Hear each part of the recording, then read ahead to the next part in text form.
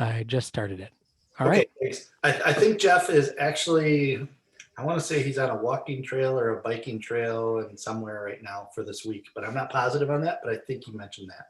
So, so I will call our meeting to order. Roll call, please, Todd.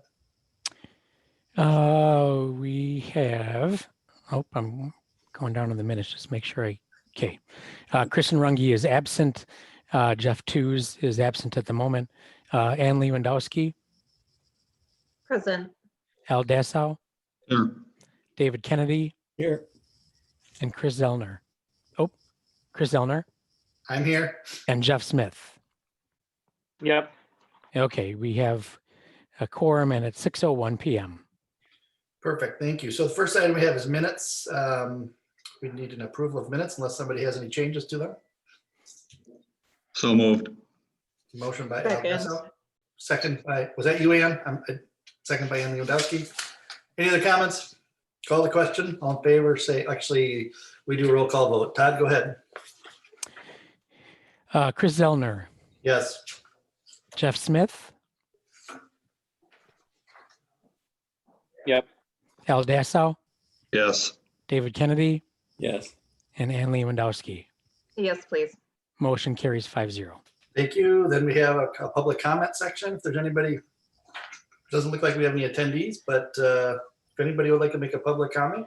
Well, one problem, I realized I started the recording, but I did not technically start the webinar. So it just became live to those trying to get in on Zoom. So let's just wait a moment. I assume if anybody was trying to log in, they were watching a screen say waiting for the host to start the webinar, and then they would start popping in. But We'll give it a minute. It's okay.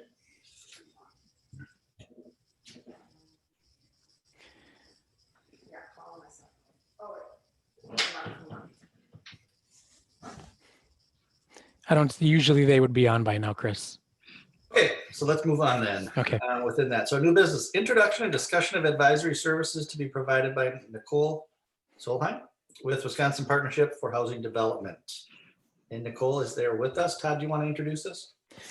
Yeah, well, I'll start by saying that Chris and Kristen and I kind of circled up after our prior meeting and talked about how we could, what are the best things we could do to help the CDA members move forward in making progress on some of the items that you've been tasked to make progress on.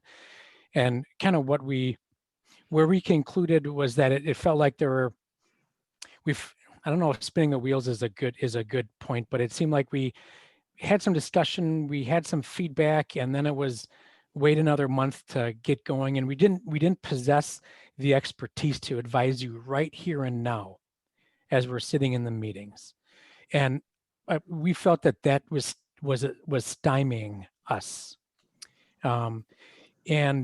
We considered how best to take the next step with that. And the thought was, is there somebody who could come alongside of us, not necessarily facilitating our meeting, but advising us in the real time in our work at this point. Now, I'm not saying that this will be an advisory role that would last the duration of the CDA's existence, but certainly now as we progress through the Housing Task Force recommendations is where we see this partnership being of use to the CDA. So the first step was I contacted Kurt Paulson, who was works for the UW, it was an advisor on the Housing Task Force, extremely well regarded in the area of housing in this region, is a member of the Plan Commission for he's got a tremendous resume. And I contacted him and asked if he had advice on who might help fill this role for our CDA. And it wasn't more than a few minutes, and the email came back suggesting that I reach out to Nicole. And I did. Kristen and I sort of quasi-interviewed Nicole, spent some time learning about what she does and what her experience is and what her firm does, and or her organization. Took that recommendation to the village board to recommend hiring her and her organization to assist us, and the board saw fit to approving that agreement. I didn't include that in the packet. So Nicole, just so you know, the CDA saw your resume and your proposal, which has been approved by the village board. So I'm really glad.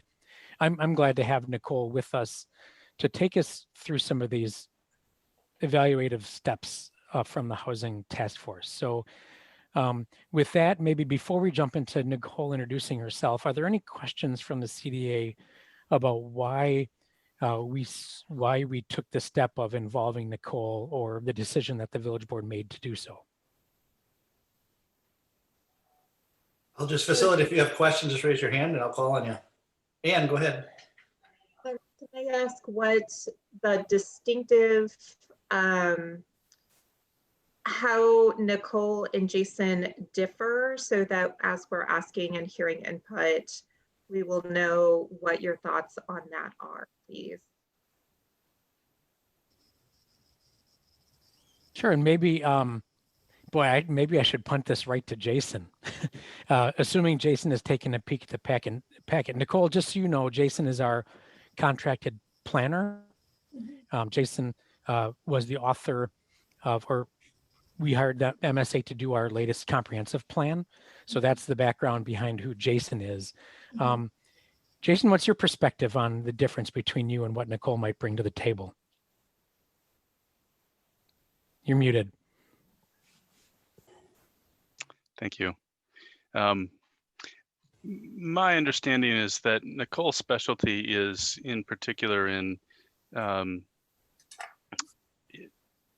advice and expertise on getting housing built, and really the implementation end of things, whereas my own specialty tends more toward the goal setting and analysis, market analysis end of things. And so Nicole's specialty, I think, and Nicole should speak for herself, probably tends toward the implementation side of things more strongly than my own. Sort of to the extent, Jason, just like the challenges we as staff are having, that as real-time questions were coming from you, the CDA, when it comes to approaches to housing implementation, we are left without an answer on the fly. So we'd have to go back to the drawing board, which we've been doing. That's been our process.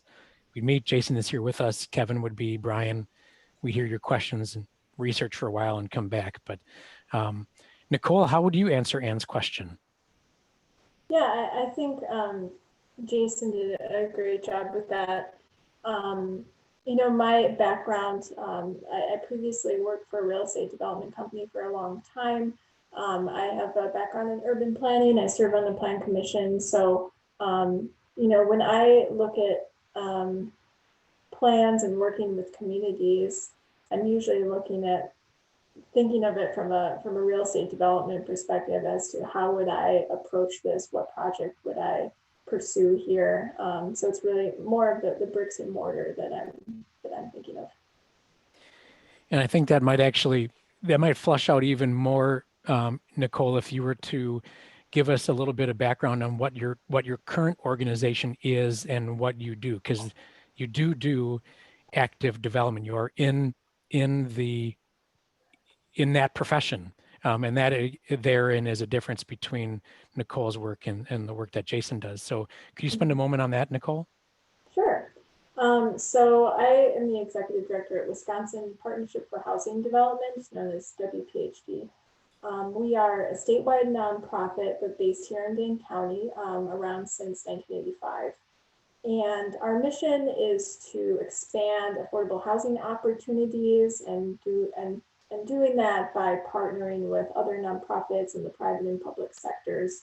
We work on a wide range of things related to affordable housing. We do development, as Todd mentioned, both multifamily. You know, we've developed, rented, managed some multifamily affordable units. We also develop single family homes. We rehab and newly construct single family homes that are sold to an income qualified homeowner. We administer down payment programs that are tied to those homes, as well as to other wide-ranging down payment programs that can serve anyone in the community. We administer other housing programs on behalf of municipalities that receive federal funds and need assistance getting the funds out in compliance with those regulations. And then we also, of course, provide consulting services to municipalities, to developers on affordable housing projects.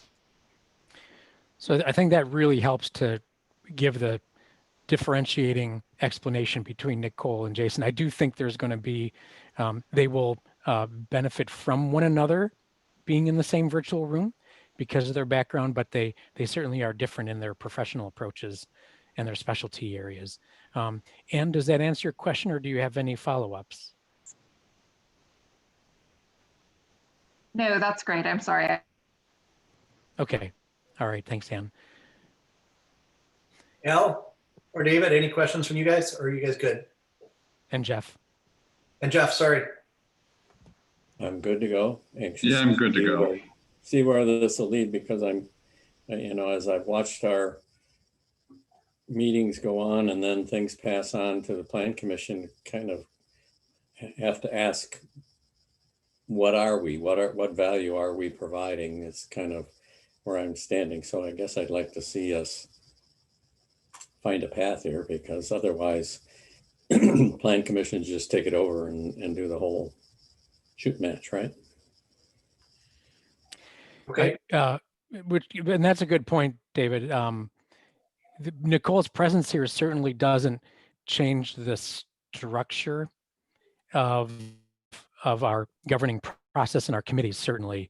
One thing we did do, and we'll talk about this later, in working with Kristen and Nicole together, we worked to try to pull out the items that made the most sense for the CDA to give the greatest amount of focus at this point with Nicole's assistance. And I think if we pursue focus in those certain areas, perhaps it'll be an added level of weight to that work on the CDA's part. But I definitely can't change the role of approving a policy or changing an ordinance. That definitely is the lane that we are in as the CDA. But with that said, Todd, maybe I'll just jump in there quick and see. Nicole, so you've sat on Plan Commission, right? Mm-hmm. So maybe you could point out how this may be different with our CDA from Plan Commission.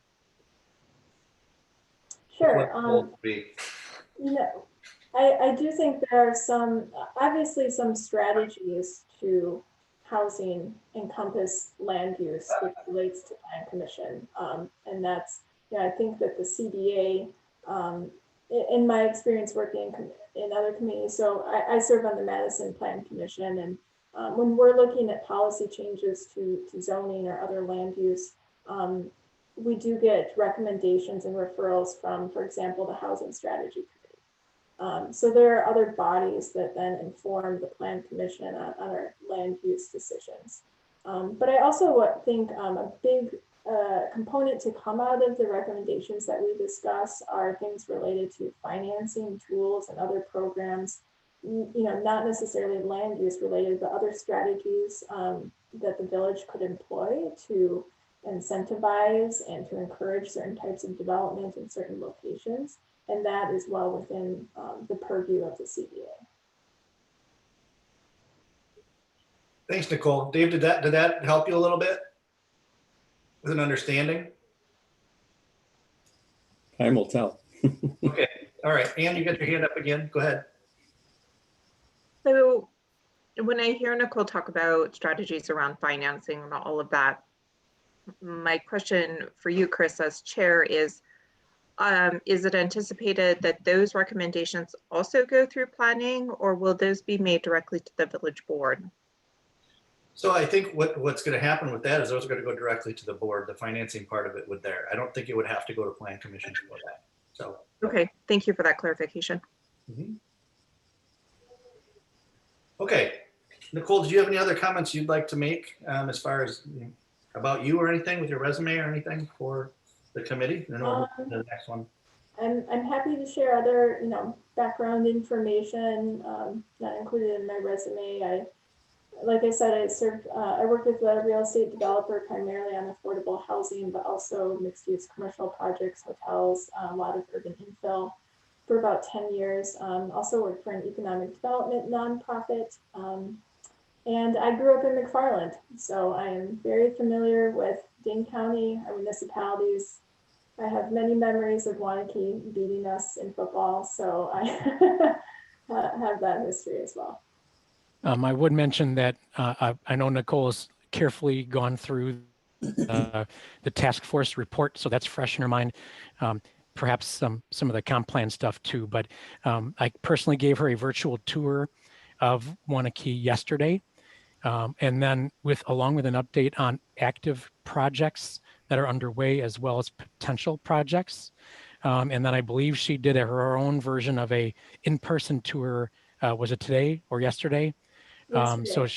Yesterday. So she is learning here on the fly about where Wanakee is. Maybe my question for you, Nicole, is what's your impression at this point? With the housing task force in hand and what you've learned about us from that, and what you see happening on the ground here, what's your impression? I mean, I see a lot of opportunities, especially, it may seem, as you guys have been working on this for a long time, going back to the whole task force report, that it has been a long haul, but at the same time, I see a lot of momentum. As someone that works in affordable housing and works with communities, seeing that, all of the work that you put into that housing task force report and, the thoughtfulness of those recommendations and how you got to that point is really encouraging. And I know that it's not easy to take it to the next step of implementation. That's what I hope, that we can identify some tangible, things that we can feel at the end of this, that, you can make a recommendation and really make some progress on some of those priorities. But, Wanakee is an amazing community. There's a reason that so many people want to live here and that housing prices are going up. You have such incredible amenities, and I think that it's really wonderful that the task force identified that and wanting to make sure that those amenities continue to be available to people of a wider range of income levels, as well as people that have grown up in Wanakee and want to be able to afford it when it's their time to buy a house. Okay, so let's move on to number 2, Todd, then. Within here, discuss and take action on process and approach to addressing housing task force recommendations 4, 7, 8, and 9. Now, the one thing I was hoping that you would have had in here was all of the recommendations, to put them side by side, because I know that that we had. Yeah, I have that too, and I can share it. So if we can share screen and kind of go over what we've already accomplished with regards to the others, and why we're drilling into 4, 7, 8, and 9 specifically, and how we can address that. So, Nicole, did you say you have that? Yeah, Todd, do you want to put that up, or do you want me to put up the recommendation? Well, I wonder if what I should bring up is that document that Kristen's notes from our conversation, because that's where we sort of spent some time.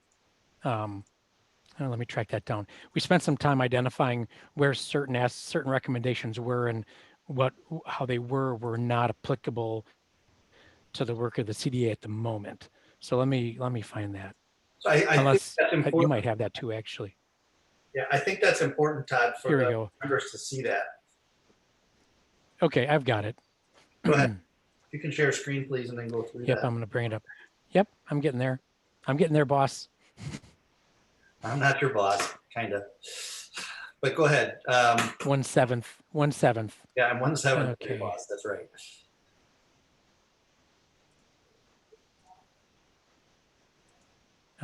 I think you should see it now. Whoops. Wow, that's really big.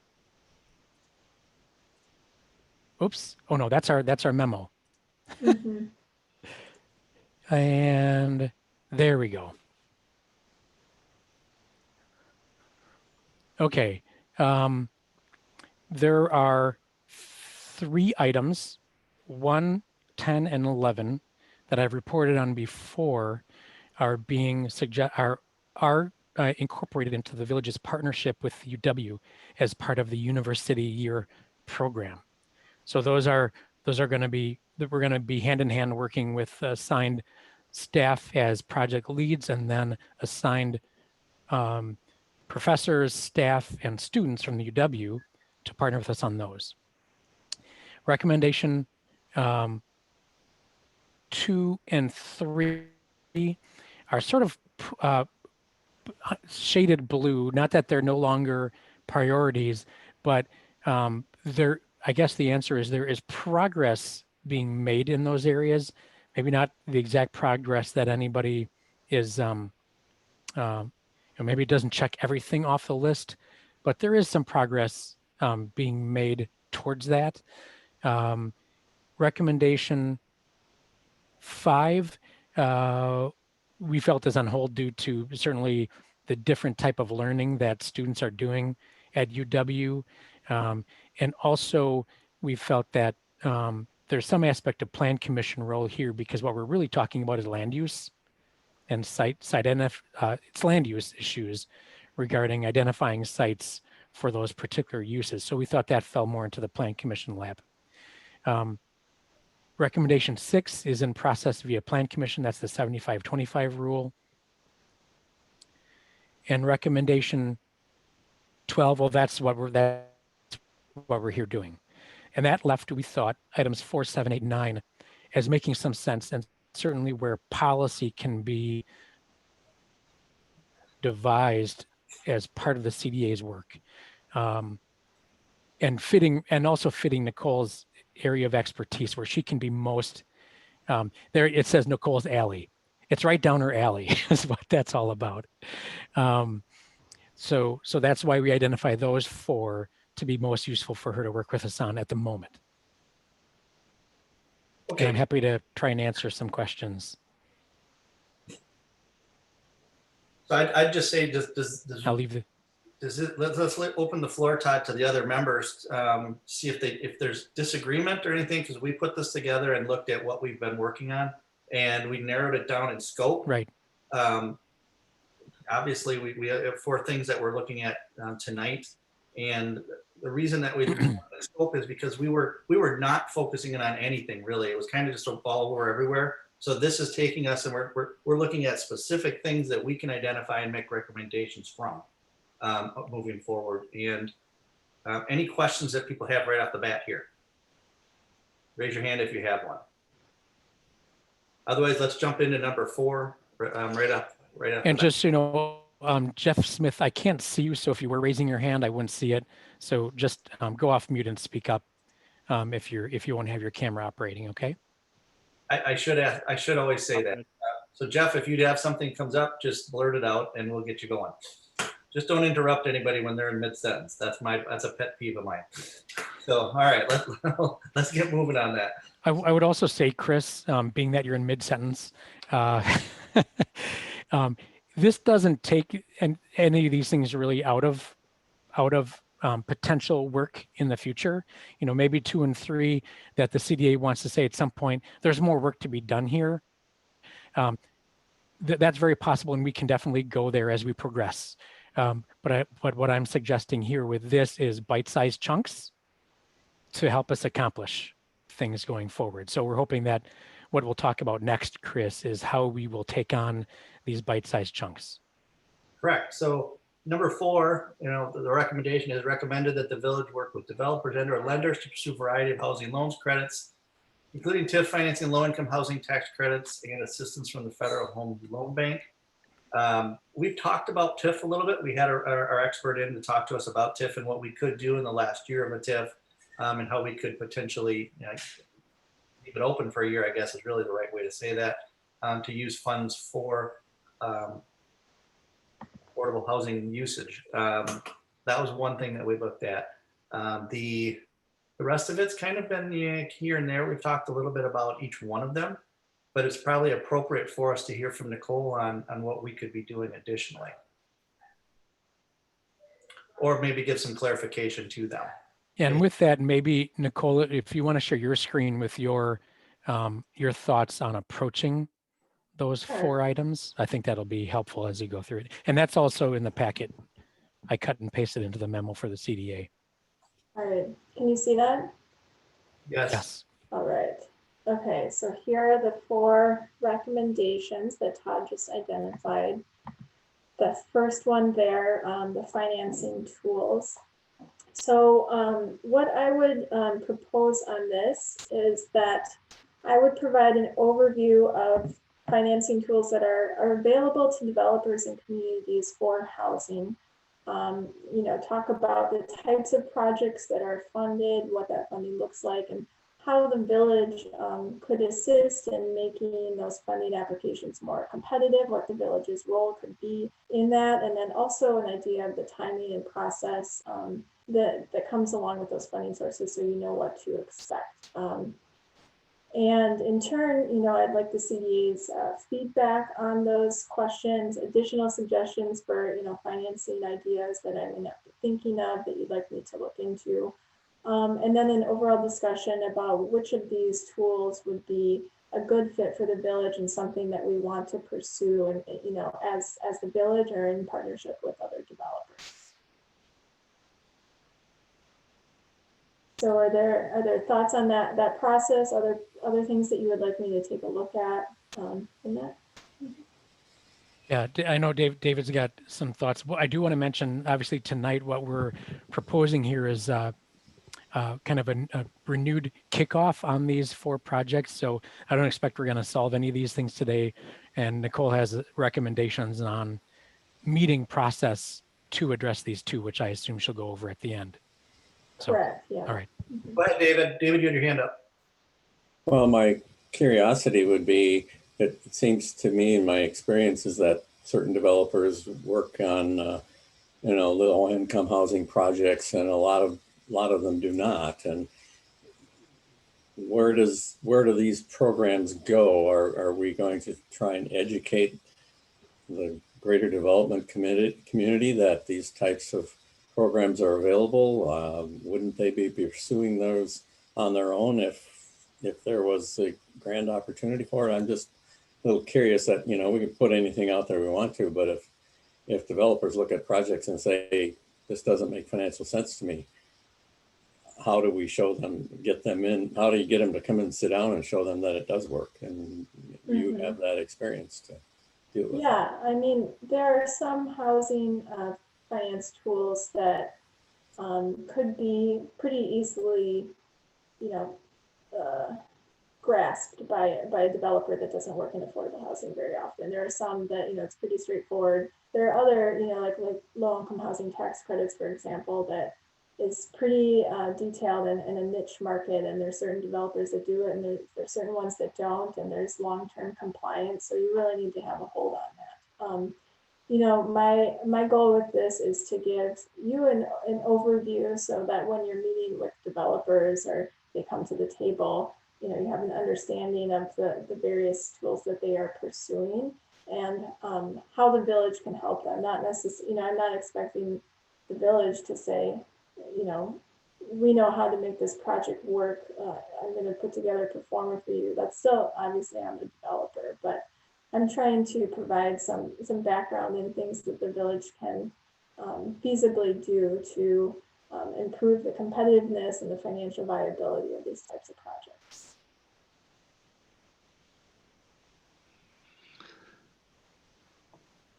Al, go ahead. And I want to step back just a little bit because I'm still not quite with where we're headed yet on the program. And I say that because I understand the tools and the mechanisms to help develop and finance affordable housing. My question has been and always has been, what is the village doing to proactively promote and develop properties, land for this type of a development? And I'm trying to figure out and listen to the story as to, yeah, we have the low-income housing credit and the loans, but that's great, but so what? And the question is, you know, if we have the tools, but we don't have the land or the foresight of the development, what good is it?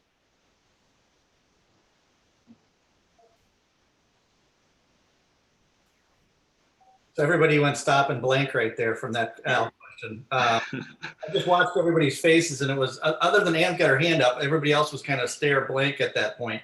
I guess I'll take a stab at that, Al, just with what you're saying.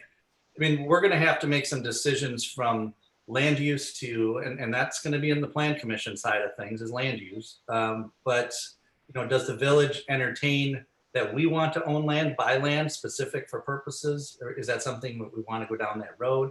What are our vehicles for potentially financing that? To what's then going to be available to a partner we may have with a developer, for example? You know, what are all those tools that are going to be? So really, it's a matter of, I think what you're saying is, where does the rubber meet the road here? Yes. As far as getting it implemented into the community. And is that accurate? Yes, it is. And I'd even go further, but I'll save that comment for later on than that. But I guess I'd like to have a bigger vision of where this is headed. And, you know, we've talked previously about land assessments and potential development sites. And do we just sit back with all these arrows in the quiver and wait for something to happen? Or do we proactively do something? Mhm.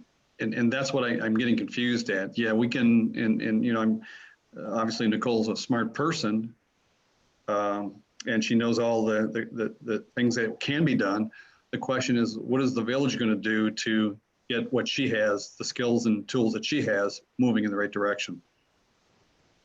Mhm. I think the other, hopefully Nicole is taking all the comments that she's hearing tonight for face value, and I think will be part of her, it'll be her digestion process that'll have to occur to come back and advise us.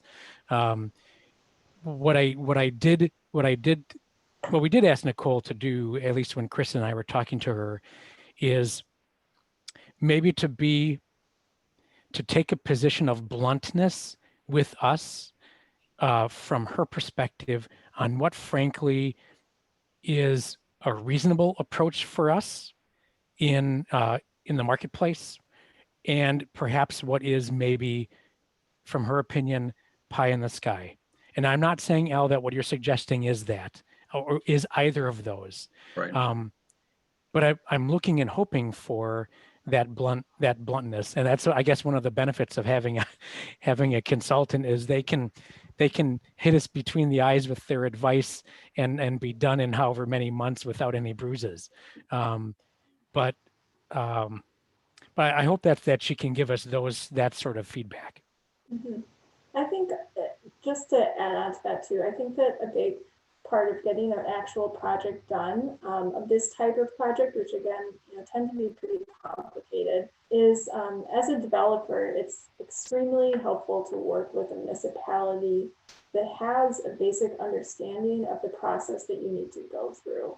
It can be really intimidating to say, okay, I have this property under contract. I'm going to have to hold it for 2 years while I apply for all of these funding sources. And I need my zoning ahead of time. And also, can you write me a letter of commitment for this funding source? You know, it's a lot to ask. It can be really overwhelming for the municipality that's like, oh my gosh, I didn't sign up for this. So I think that's part of this process too, in terms of wanting to get something done, is being you know, having open eyes to what that entails and what is needed to get it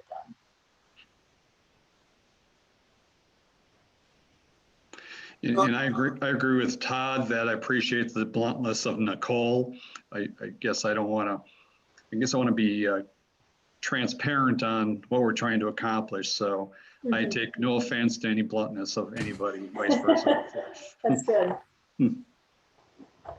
Ann, go ahead.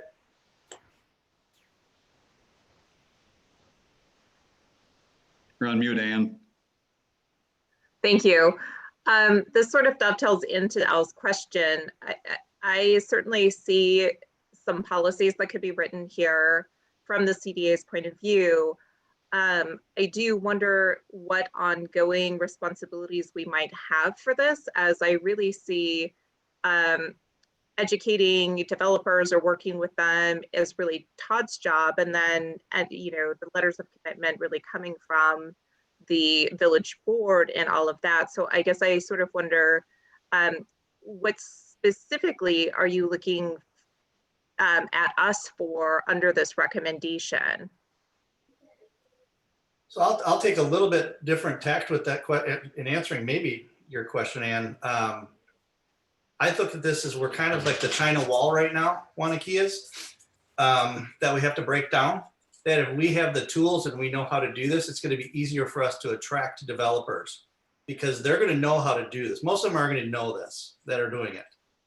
If we're not considered friendly to them, they're probably not going to come knocking on our doors. That's my opinion. Maybe I'm wrong, but that's right now we don't have a lot of developers coming and talking to us about any real affordable housing. Oh, no, I absolutely agree with you, Chris. And I completely understand that. I guess, and that's where I could see writing a policy that says, under these circumstances, Wanakee could commit to X, Y, Z. But then really that goes back to the village board and plan commission for ongoing implementation. And so will we have ongoing responsibilities on this, or do we simply write the policy and hope that it will be implemented in the right places and it's off of our agenda or docket, so to say? I think maybe Nicole could help us. That's a good point, Ann. I think maybe Nicole could help us with the who does what alongside of a policy adjustment A or B. Mhm. So that makes a lot of sense. And hopefully that's part of the analysis you can help us with, Nicole. Yeah, I think, there's out of these 4 recommendations, there's going to be a lot of different implementation options, some of which you may say right away are, no, that's not going to work, or, that's not the right fit, some of which seem obvious, and some that we need to dig into a little bit more. And I would envision as part of that process, we identify which ones are solely in, plan commission's court, and that's something that the CDA could provide a recommendation on, but not ultimately in your control, and things that the CDA could have an ongoing role in. And for example, if one of the recommendations later on is talking about affordability requirements and requiring a mix of income ranges within developments, if that was something that the village provided financing for a project and made that a part of a requirement, the ongoing kind of compliance of that or tracking of that would be something that would likely be in the CDA's court and Todd, in terms of checking in and making sure that they are still meeting their requirements. So there are things that I think there is an opportunity for ongoing, I guess, participation in. Okay, Ann, is that good? Yep, thanks. Okay, saw the thumbs. Nice. All right, so that said, within this, we had just a short discussion in our brief meeting with Nicole, and we talked about what's possible, what's not possible potentially right now in Wanakee. And Nicole, can you share what your comments were with regards to that? What's possible and what's not possible? She's looking up in the air the same way I am. When we talk about housing in Wanakee right now, with the current situation of housing and the cost of housing. Oh, in terms of single family homes. Our single family homes, just to start. Yeah. Because that's an area we're trying to look at its potential with single family homes. New single family homes and the affordability factor what we're looking at. So knowing what you know and the current market, what is that? Well, you're making me start out with just some negative, some hard numbers. This is not a problem unique to Wanakee. Obviously, it's everywhere. Even in communities where we work, like Janesville and all over the state, there is a huge discrepancy between the cost to build a single family home and an affordable price to sell it for. And WPHT, we self-develop single family homes. We're a nonprofit, so we're not making a huge amount of developer fee on it or anything, but all of our homes, which are sold to 80% AMI households, require a subsidy. And not an insignificant subsidy in many cases, especially where communities like Janesville, where home prices are lower, or communities like, Madison and Dane County, where you have a high sales price, but the contractors are even more expensive, and you still need to make sure that, you know, even if you could sell it for a pretty high amount, you need to make it affordable to that household, and layer on down payment assistance and things like that. So yeah, if anyone could solve that mystery of building single family homes and selling them to 80% and 60% households, they would do very well. You wouldn't run out of the market right now. Ann, go ahead. So Nicole, one thing that I've heard sort of repeated in various forums about those houses that get built at 80% of the AMI is that they will never stay at that level of affordability. Will you be able to educate us on how that happens? Yes, yeah, we'll definitely talk about that in the small scale ownership recommendation, some of the tools that can be used for long-term affordability and what are the challenges that come along with those and why they aren't used as often as we would like.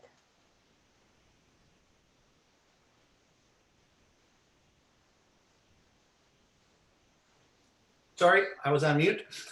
I hate it when I do that to myself in these meetings. But with that said, maybe let's just have a discussion about these tools that are available to us. Go ahead, Todd. Crit, yeah, I think you might be starting to take a step into the weeds that I think Nicole's expectation would be the type of discussion we would have at our upcoming meetings with her. Okay. Yeah. So what I'm hoping that we can come to an agreement on today is kind of how we want to tackle these recommendations. And if I'm, you know, missing any aspect of these that you want to discuss further and you want me to provide some information on, please let me know. So what I was hoping to do was kind of outline the process as how we can take a look at these in future meetings and then talk about kind of how I want to group these recommendations together for some upcoming meetings and get into those specifics about financing tools and policy changes and things like that. Okay, that said, for number 4, is there any comments from the committee in regards to this and anything we'd want to see Nicole do? If you have comments, please raise your hand and so we can advise her. Any different than what's there currently? This is not the time for this group to be quiet. Well, I do think the past 3 or 4 comments were in reference to number 4, Chris. Yep. I think it gave Nicole some good things to put in her notes section on the right there, so to speak, as she starts her research. Okay, then let's move on to number 7. Actually, you have a Go ahead, Al. Chris, I'm sorry, I'm a little late, didn't mean to be, and it's perhaps, my comments perhaps part and parcel of number 4 as well as some others, but it's been touched upon a couple of times now within the discussion we've had tonight. And that is, when you think of Wanakee, what do you think of? And having sat on the Chamber of Commerce and Rotary and all this kind of stuff, you look for Wanakee's identity. And what is that identity? And we always struggle with that concept of what the identity is and how we develop the downtown and all that kind of stuff, because it lacks, some would argue, identity. Same with affordable housing. You know, when it comes to that, the concept when someone thinks of affordable housing, I would venture to guess that Wanakee is probably one of the last places they think of. And if we're really trying to promote and develop it, do we need to somehow change that impression or understanding or feeling that people have about that within Wanakee? I think there's a perception of Wanakee being middle, upper income folks and have a little regard for the affordable side of the equation. And maybe I'm misspeaking, I don't know, but my perception is that Wanakee is not on the top of the list when it comes to affordable housing. How do we change that perception? I would agree with you with that, Al, that we're probably right at the bottom of where affordable housing is, just based on what our costs of our housing are. So, yeah, that's something that we should address. We can talk about that, what the vision is as far as, you know, what we're known for. How do we address that we are not known as a place that's going to be affordable housing? And that goes back to what I was saying before about if developers feel that we are an opportunity for them to come to, they will. Right now, they're probably looking at it saying, not so much. Right. You're not going to really be interested in that. So changing that perception. So that's something that we should address as we move forward. I think that's a great concept. Jason, you had your hand up. Yeah, thanks. I just wanted to follow up to maybe clarify for everyone or ask a question that may clarify for everyone, both Nicole's role and Ann's question about the role of the CDA. One of the assumptions that I'd had, and this is now a question to you guys, whether this is going to be the case, is that the CDA is going to be an important step on the process for evaluating any development deal where the village has financial skin in the game in some fashion, be it TIF or just a straight cash incentive of some sort, or perhaps land in some way in the future. And so I would expect that one of the CDA's ongoing roles would be to help in hashing out that part of specific projects as they come along, and potentially Nicole might be in a position to help advise on again that sort of what's reasonable and what's crazy and not crazy to be expecting of developers in specific deals. Okay, Nicole, any comments at this point? No, I don't think I have anything else to add on this one. Okay, Should we move on to the next? sure. All right. There we go. All right, so recommendation 7, identifying land and developers for smaller development projects that are neighborhood scale, 4-plex or smaller. So what I would look to do on this is review the comp plans and other plans, and I'm sure I will have questions for Jason on this. Looking at existing plans and zoning, where are there areas where smaller developments could be accommodated, and what are other strategies that we could employ to encourage more of these types of development? This would likely include, of course, land use changes like we talked about, which is a plan commission thing, but could include recommendations from the CDA. And then I'd also like to brainstorm potential areas throughout the village that could accommodate smaller developments, infill within existing neighborhoods, planning for them in newer neighborhoods, for making sure that we're forming more complete neighborhoods that include an array of housing types and sizes. That's what I would like to explore within this recommendation.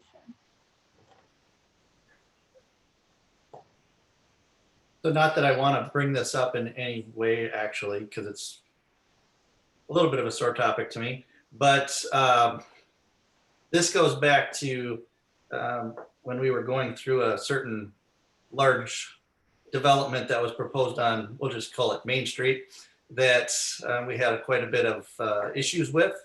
I think the population and the public in general felt that something more on the line of a cottages on Main concept would have been a much better concept in that area, and is it doable? And what I'm getting at, Nicole, in case you don't know this, is it's a much smaller scale development, maybe 2 stories, maybe cottages, something along that line that fits into that neighborhood. And so we grappled a little bit with this, and I think that from what I gleaned from the housing task force, and I know Ann was at several of the meetings, and Jeff was there, but he's not here tonight. But that was something that seemed to be more appealing in our redevelopment areas. Was a smaller scale development. So just putting that. Sorry, Chris. I would guess, Nicole, that as you drove around, Todd, you're in a tunnel for right now. a few light bulbs started to. Todd, can you start over? You were in a tunnel there at the beginning. Oh, can you hear me now? Yes. Okay, Nicole, I'm guessing as you drove around one key, and as we spoke yesterday, some light bulbs started to blink in terms of areas that, with your developer lens on, as you drove by, you're like, there's one. Did that start to kind of materialize for you? Yeah, Okay. areas where you think a smaller scale project could easily kind of fit in within the existing fabric, as well as opportunity, balanced out with opportunities for larger developments that are in, new subdivisions close to grocery store, et cetera, and also, the downtown, which I think has seen some, new development, which in my opinion has really enhanced the look of the downtown and making it look a little bit more like a main street. Okay. Any other comments from that in regards to Anne, go ahead. I would just say that I think this will need to work closely with the Plan Commission. And I know that at least at one point this fall, or I guess it's just now this summer, there was a recommendation that the Plan Commission pursue a transitional zoning area downtown. And I think that that would be a great opportunity for us to talk with the Plan Commission and make sure that's a complete opportunity for us. So we're not spending money multiple times trying to change that zoning and all that. Jason, do you have a comment in regards to that? I know you're working closely with us on that, so. Yeah. I mean, in general, 7 and 8, and especially 7, are the ones, the items about which I'm most excited to have Nicole on board. Because we've already seen with the Cohen-Esri project that your community has market attention, including from the tax credit specialists, at least one so far. But what the market prefers is 50, 100 plus units at a time. And the trick is figuring out how to get what we call missing middle housing built, that under 20 units per building or per project. And so finding ways to get that stuff built is high on our priority list, especially in the case of like a transitional zoning type of, or downtown transition zone, where we're trying to make that right kind of blend and transition from the downtown core to the surrounding neighborhoods over to the other commercial corridor, and looking for products that are not just huge apartment buildings, to be a good fit and to be a good urban design and spatial transition between those two. So that's very high on my list of issues that I'm concerned about in terms of encouraging and managing redevelopment interest in the village in the coming years. Okay, any other comments? Jeff, you're still there, right? Just want to make sure. Yep. Okay, perfect. Any other comments about number 7? Al, go ahead. Yeah, it'd be great to start with this process and get something going. The question I have for number 7 is, at what point do we need to define affordable housing as to what we're shooting for? And what is the ideal project that we're trying to accomplish here? Perfect Main Street development project would be great. The question is, it's obviously there's expense involved, but what would be the definition of affordable housing at that point in time? As we saw on initially within the task force, seems to me they kept referencing 80 to 100% of AMI as the target. And I kind of honed in on that as that being the target of what we're looking to build. Is that, and I don't know where we go with that comment, but is that something we should be thinking about? Nicole, do you want to take that one? One of the later recommendations also talks about a range of affordabilities, and that's one of the things I want to talk about in terms of when you say the word affordable, everyone has certain things in their mind, and it means a different thing to everyone, and that makes sense because affordability varies by person. But I don't think that. I agree that there is a lot of recommendations related to the missing middle, because a lot of it because of those trends seen by the median income going up, and all of a sudden where did that group go? But I think it's important that we talk about and consider, the different options that address different levels of affordability that are likely deeper. The tax credit co-and-esri project is below 80% AMI for sure. And what are, the households that what in our community that need that housing?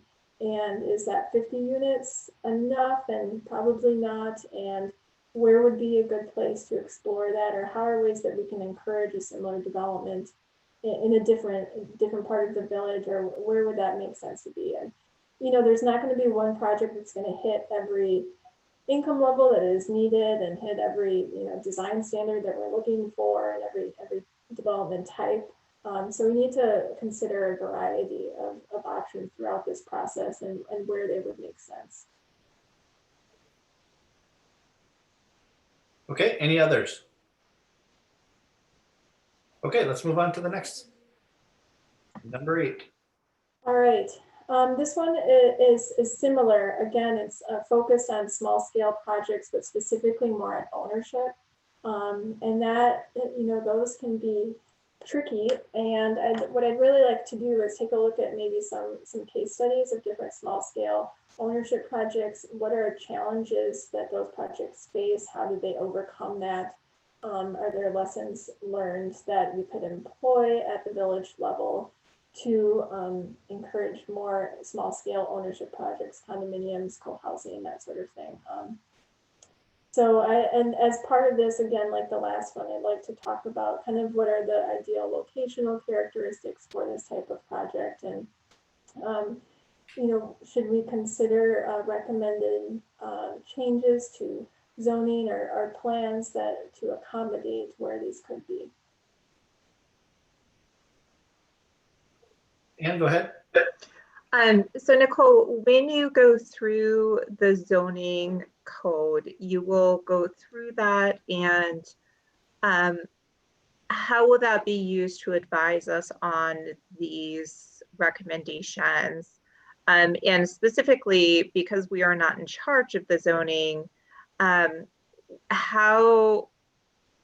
what do you see our role being in relation to the plan committee? Mm-hmm. I think that there's an opportunity to look at the zoning code and plans through, I would say, an equity lens as to what are the implications for these policies, and are there things that we can change from a process level to make certain types of developments more appealing, or I don't want to say easier to get approved, because everything has to go through a process, but are there changes that can be made on a, for example, is a conditional use always necessary for a 3-unit building, for example? I think there's changes within the zoning code and policies that it could make it more flexible, make more types of developments feasible. And through that, just, encourage a wider range of housing types that come before the village. That's something that at the Plan Commission of the City of Madison level, we've really been digging into lately, is looking at our policies and how they affect equity. So you would anticipate that we at the CDA would see policies like, I'll use an example from my own home. We are in a 2-unit, we're zoned for 2 units, but the village does not allow living in, say, accessory dwellings. And so we would need to comply if, say, we were to put up a granny flat in our backyard. We would need to comply with all of the zonings and setbacks for a second full unit. Is that the sort of thing that you're talking about? Yeah, yes. Okay. Yeah, that's a good example. Thank you. Mm-hmm. Any others? Al, go ahead. Just curious, Nicole, if you have any experience in Dane County with the co-housing cooperative type of housing, I know out east it's big, in New York, especially because of the price of real estate. But within Dane County and maybe Wisconsin in general, you have any experience with that type of a project being successful? Mhm. So my current organization, WPHD, it was not co-housing, but we developed a condominium development for 80% AMI households, home ownership, and created, a condominium association with them. But on my previous job, I worked for a long time with the co-housing developer. So I worked at Gorman, and we worked on the Union Corners project in Madison on East Washington. And for a long time, I worked with the co-housing folks that then ended up at Linden Co-housing. And I think the task force may have heard from the Linden Co-housing developer.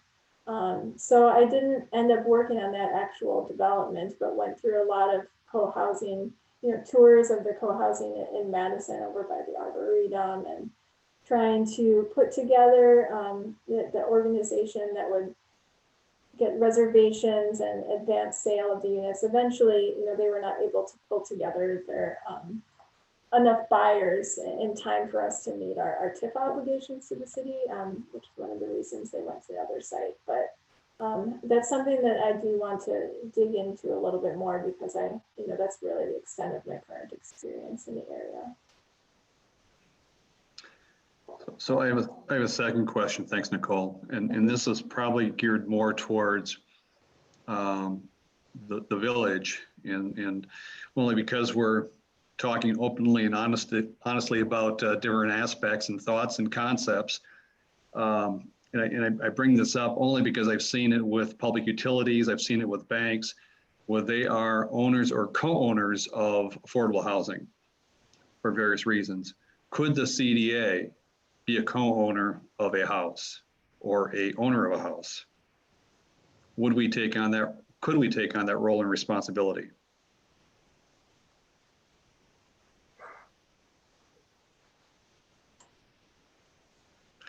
And judging by the response, well, I think the statutes allow us CDA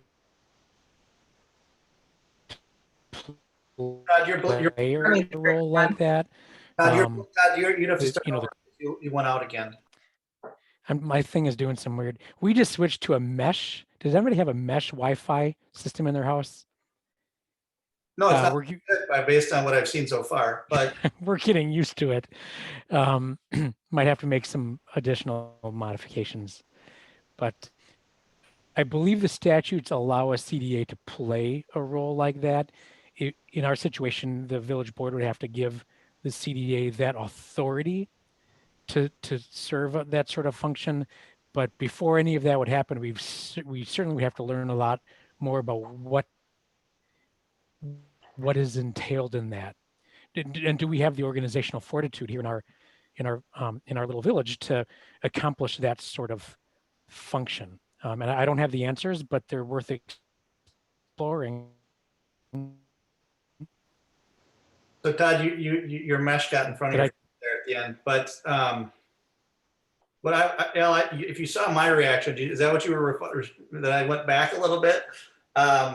I went back only in that the question you're asking really isn't my decision. That I think that would have to be a village board decision, as Todd's saying, and whether or not the board would be willing to give the authority to the CDA with regards to this. And I don't know the answer to that at this point. Yeah, Chris, and I'm not stepping on toes. I'm just trying to push the envelope to see how far and what we can go ahead with affordable housing. And that's the primary goal. The secondary goal I have is I think there's got to be village participation in this process in some respect. If the village is serious about it, there's got to be some financial investment in these projects. Now, whether it's directly invest in the project or whether it's a grant or some whatever fancy term you want to use, that's fine. But that's kind of where I'm coming from. I'm trying to figure out what it is, what are the development tools we have and we're willing to put on the table to get this going in the right direction. That's all I'm getting at. Yeah, I mean, when we talk about how do we make Wanakee more desirable to developers, I mean, obviously, it's not just incentives because of the money, but that gives the village so much more say in terms of what you're getting. You know, if I'm a developer and you say, well, we'd really like you to take a story off of this and make some design changes, it's a lot easier to say yes to that when the village is also financially participating in the deal. So I think that's a huge component of this and something that we'll have to talk a lot about. David, any comments?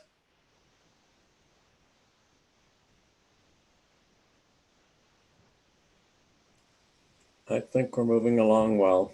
I keep thinking about this 80% of, income, and I really wonder whether that number is low enough to really make a difference in the makeup of your community. I think again, I think last meeting we realized that when you looked at the number, it took two $30,000 a year incomes in one household, and I don't know, Nicole, is that the customer base that we're seemingly looking for? That seems fairly high to me. Yeah, I mean, it certainly doesn't address everyone that is working in the village, right? And that was one of the things that came out of that report is, the concept of people that are working here should be able to live here. And an 80% income level does not encompass all of the folks working at the grocery store, at a daycare center, as a part-time teacher, all of that. So I do think you're right that just focusing on 80% is not getting the full picture. Good comments. Jeff Smith, I want to make sure I include you. Do you have any comments or questions? Not this time. I think everyone kind of covered what I was thinking. Okay. All right. Anybody else until we move on here? Yes, Ann.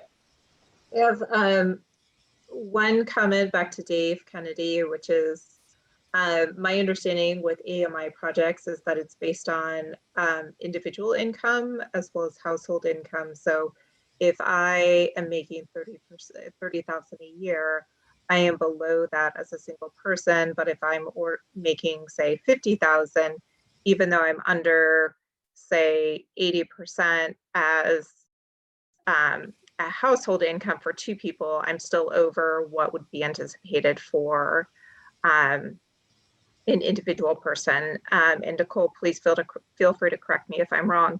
And Al, back to the ownership portion of the village, how is that different or the same from like a land trust?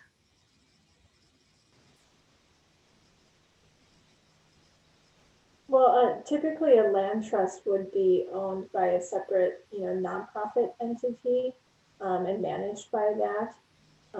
And then the CDA would be more of a public ownership. So, and I don't want to say the word public housing, but in that sense of structure. But community land trusts are Madison has one that hasn't been active in a long time, but the land trust owning, obviously the property underneath it and having specific bylaws and guidelines for how future resale is managed. And there is a specific, director assigned to managing that over the long term, or it can be the set of owners, kind of like a condominium association. Okay, so before we move on to 9, Al, I'm just you made a couple of comments that kind of struck a chord to me. One being that I believe that the village board is investing into this and is going to be willing to invest in this. Nicole is one of those things that we're starting, that the fact that we brought in Nicole to help us move this along because we weren't getting along is a sign for us to do that. Obviously, this is not, and Nicole, don't take offense to this, we're not paying Nicole anywhere near what it would take with what we're talking about for housing. But I do believe the village is willing to invest. On the flip side of that, I'm not sure the village residents are ready to invest yet. frankly.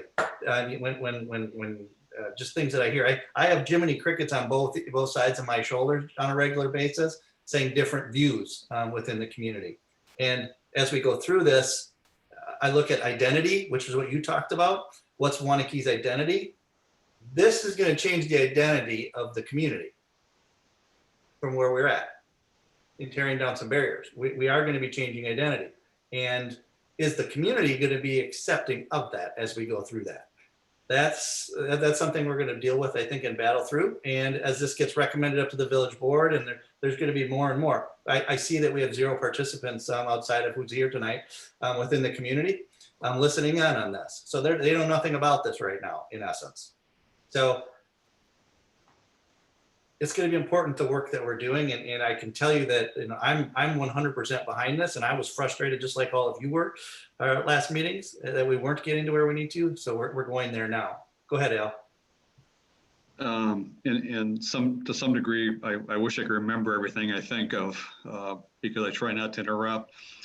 So I actually forgot what I was going to say, but I know one of the things is, you know, we're not the only one going through this affordable housing process. If you do any internet search, you'll see there's a lot of other municipalities going through the same thing we are.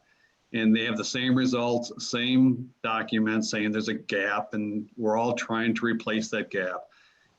So it's not just Waunakee. So I think, you know, what we're doing is a good thing. We're trying to front it. We're trying to do something about it. I think that's a good step in the right direction. I don't know what other communities are doing other than, like I said, if you do a search, you'll find other task force out there and pretty much the same recommendations with the same gap that's out there.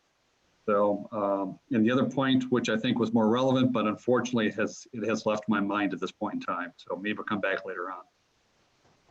So yeah, and all of these developments right now that we're going to have headwinds against us currently with what's happening in the marketplace, meaning cost of materials, people that are the labor that's doing this, there's a shortage of that labor. The increased costs to do that labor, what people are expecting, is not going to help to drive anything down in price as we go. I've been seeing in my world, you know, a relatively small house, you know, 1,400 square feet, you know, just the labor and material costs increase with what's happening right now, $27,000, just because where is that money going to come from at that point then, from an affordability standpoint?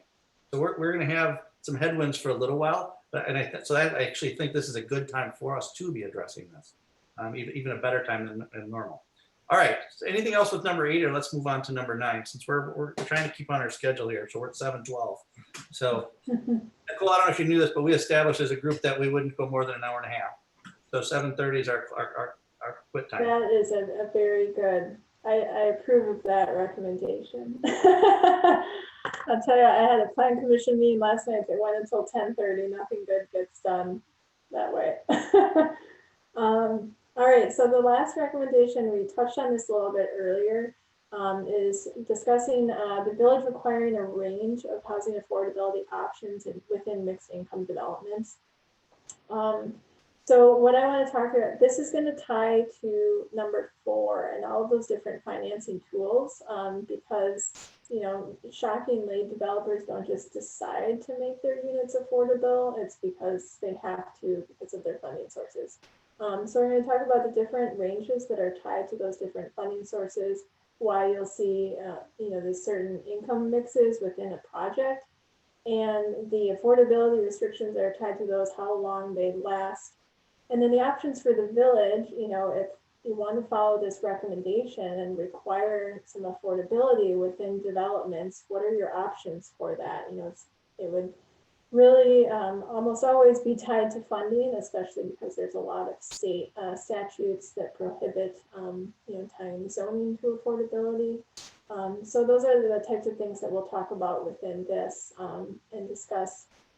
And, you know, any requirements that you would like to move forward with for projects that are seeking funding from the village or other approvals, and how you can tie some affordability requirements to that request.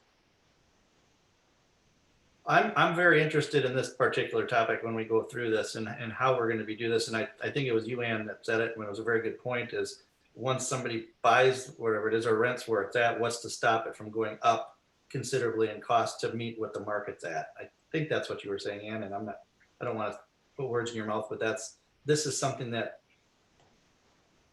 I'm interested to hear about it, because I almost feel like we're manipulating the market a little bit with this. I don't know, maybe I'm not using the right words with that, but it seems like that's what we'd be doing. Am I wrong with that, Nicole? Manipulating the market. I would say that you are, I mean, everything that we do is manipulating the market, right? Every decision that is made regarding any approvals and zoning. So, but I think it is incentivizing it. Okay. Like I said, this is going to be a fun one, I think, for us to have a discussion about in the future. Go ahead, Jason. Chris, I would say that this is in effect the same thing that the Plan Commission just recommended to the village board in slightly different words, with the new policy that's recommended for the comp plan saying that different housing types should be mixed throughout the village in new developments, and that smaller developments should be looking to seek balance of housing types. If there are smaller projects that only have one type, in effect, we're getting at the same thing as this. So I think we're already headed there. I agree with what you're saying. I guess I'm looking at it just from that perspective of what we were talking about, whether or not we're going to be able to maintain that affordability after the initial onslaught, so to speak. So if we can, great. I'm happy to hear how we're going to do that. So I see that word require, and I always get, to me, that always makes me tinge a little bit when I have to put a require word in for housing. So anyway, that's just my opinion. We're a whole group that's going to decide this. So, okay. Any other comments in regards to this? Look at that. Nobody. Jeff, I can't see you, so I'm going to ask you. Any comments in regards to number 9? Not at this moment. Okay, sounds good. All right. That said, we are at a good spot now. 7:17. Nicole does have a couple of more closing points she has for us. Perfect. Go Yeah. ahead. I mean, we talked about this earlier, but you know, I like to think, one of the reasons I work in real estate is I like tangible things, right? So I want to think about what are we going to get to as a deliverable after this work, and what I'd like to, what I hope we can get to is, you know, reaching a consensus on a kind of a set of recommended programs, policies, you know, things that we can pursue with the Plan Commission and Village Board from here that can really start to make some progress on these couple recommendations that we're focusing on. And so I think that's all I have right now. You know, I can talk about kind of how we can look at next meetings, but I think maybe you guys have to vote on this or something first. I don't want to interrupt the process. Yeah, I don't think there's votes needed today, Nicole. Okay. So why don't you take it to the next step of talking about how you think we should approach these 4? Sure. So I think they kind of fall into 2 groups. Those middle ones, 7 and 8, talking about smaller scale developments.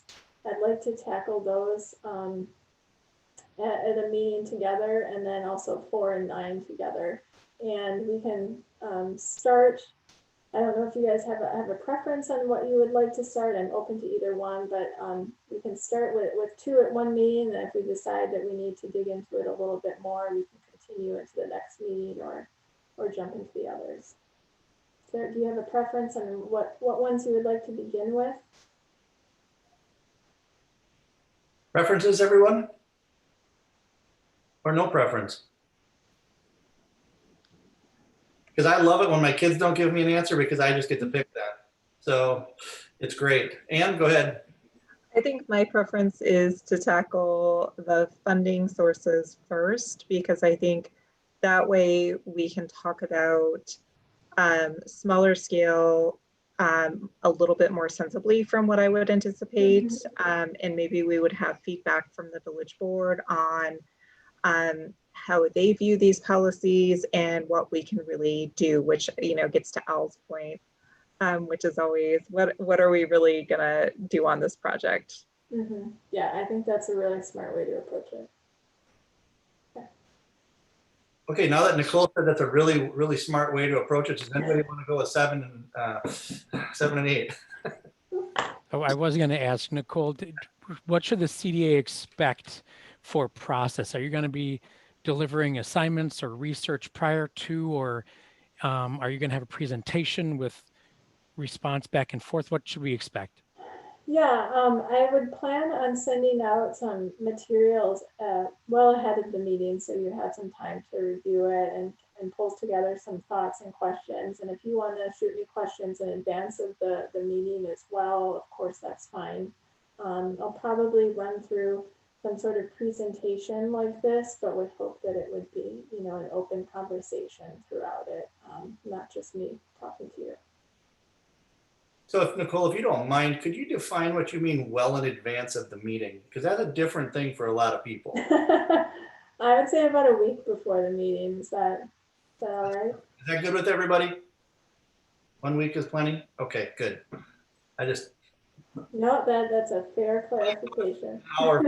So I just want to make sure we're good. So, okay. I think behind the scenes, Nicole, I think it might be good for you and Jason to spend some time chatting about the work, you know, Jason's work to date, and he might have some advice too on, being that he helps staff the Plan Commission, how we can frame and pursue our work with the greatest chance of success as it navigates through the village procedures. So that might be good for you to understand. Yeah, that would be great, Jason. I will reach out to you and perhaps we can set up a time. Okay, with a thumbs up, either a thumbs up, this or this, does everybody feel okay about the process we're going through right now with how we're moving forward? Yes, Jeff, Jeff, do you have your thumb up or sideways or down? I can't see. Up. All right, good. All right, that was one of the biggest things I wanted to see tonight happen, was that we had a thumbs up as process, that we have our process, how we're going to move forward. So good. All right, with that said, Todd, do we have anything else? Nope. We are recording the CDA meetings. It'll be added to our YouTube channel in the next couple of days. Perfect. So then we just need one more motion. I'll make a motion to adjourn. I'm going to give it to Dan, and I'm going to give the second to David. And I want everybody to let everyone else know that we were done at 7:22 p.m. ahead of schedule tonight. So that's a good thing. So, all right. That said, I'm just going to say all in favor, say aye on this one. Aye. Opposed? Hearing none, our meeting is adjourned. Thank you, everyone. Have a good night. All right. Thanks, everybody. Good night. Thank you all.